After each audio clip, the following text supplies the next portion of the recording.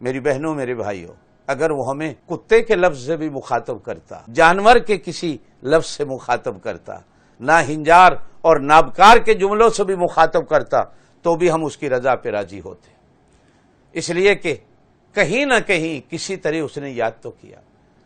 لیکن کروں کیا؟ تھوڑا سا سوچئے کہ اس نے کن جملوں سے، میں اگر اپنے سینے میں نظر ڈالوں، دل میں نظر ڈالوں، تو کیا میرے اندر ایمان ہے؟ جو ایمان کی شرطیں ہیں، جو ایمان ہم سے مطالبہ کرتا ہے، کیا وہ میرے اندر ہے؟ بے شک کتنا کمزور ہوگا، کتنا، میں وہ ایمان والا نہیں ہوں جو انبیاء کا ایمان تھا، جو صحابہ کا ایمان تھا، جو علماء اولیاء کا ایمان تھا۔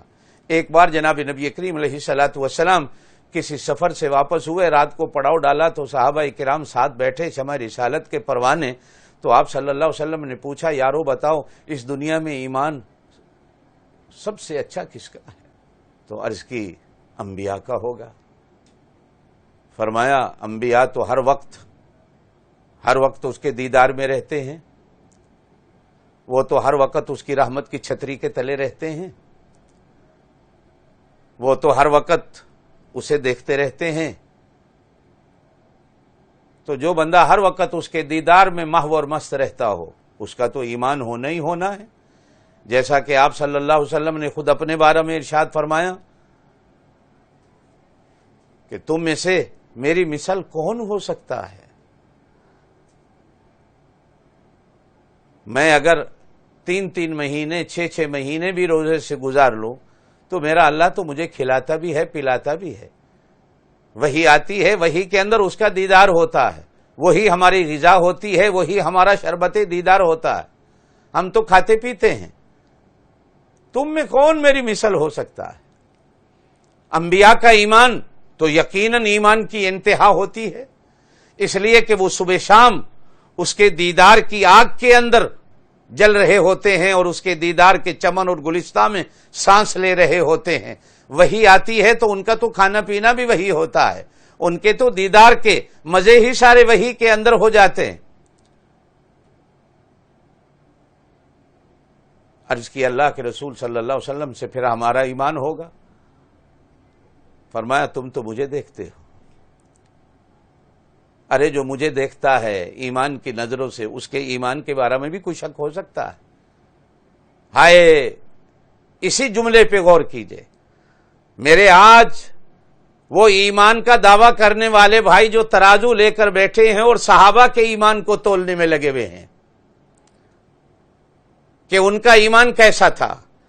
کسی نے کہا وہ سارے مرتد ہو گئے تھے، 2-4 رہے جو صاحب ایمان تھے، کسی نے کچھ کہا، کسی نے کچھ کہا، سب ترازو لے کر بیٹھے ہوئے ہیں، ناپنے کے پیمانے لے کے بیٹھے ہیں کہ صحابہ کا ایمان ناپیں۔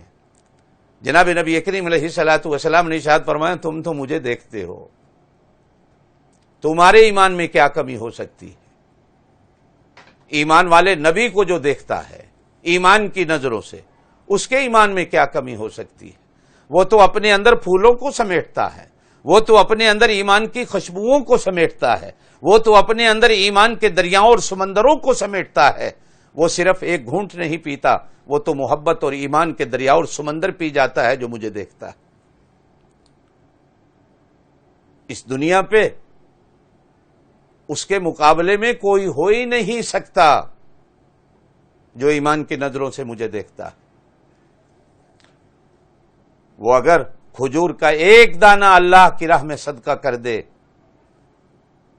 تو مجھے نہ دیکھنے والا پہاڑوں جتنا سونا صدقہ کر دے، اس کی ایک کھجور کا مقابلہ نہیں، اس لیے کہ اس کی نظروں میں نور رسالت بسا ہوا ہے، اس کی نظروں میں نور نبوت بسا ہوا ہے، اس نے نور نبوت کو اپنی آنکھوں کے اندر ڈالا ہے، وہ چہرہ نبوت کو دیکھتا ہے، وہ دامن رسالت کے ساتھ وابستہ ہے، اس کا کیا مقابلہ ہے؟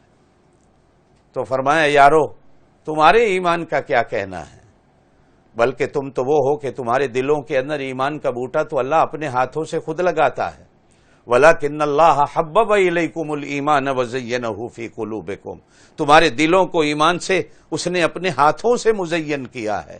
وَكَرَّهَ إِلَيْكُمُ الْكُفْرَ وَالْفُسُوقَ وَالْعِصْيَانَ، ایک اچھے ذمہ دار کی طرح وہ تو ہتھیار لے کے بھی کھڑا ہو جاتا ہے کہ تمہارے ایمان کے درخت کے ارد گرد شرک کی، نفاق کی، کفر کی کانٹے دار جھاڑیوں کو نہ اگنے دے. وہ تو خود گوڈی کر کر کانٹے دار جھاڑیوں کو دور کرتا ہے کہ تمہارے ایمان کا بوٹا اور درخت صحیح سلامت رہے، اس لیے کہ اس نے اپنے ہاتھوں سے لگایا ہوا ہوتا.